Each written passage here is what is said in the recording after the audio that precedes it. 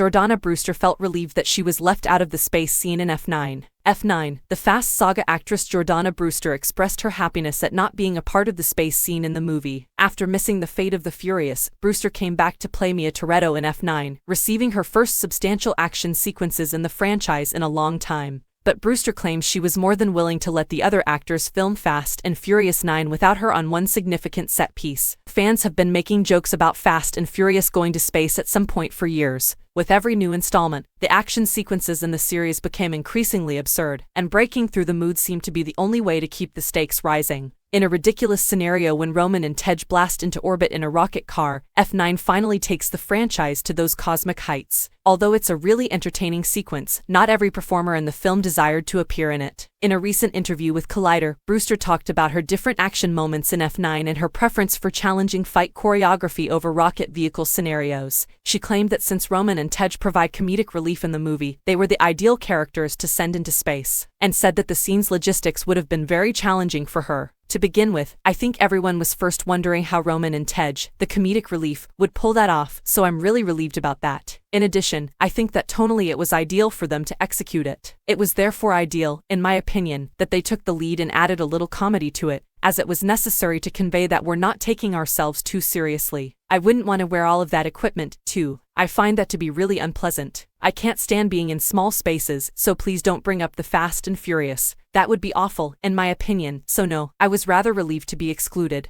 My thing was to kick ass in Tokyo.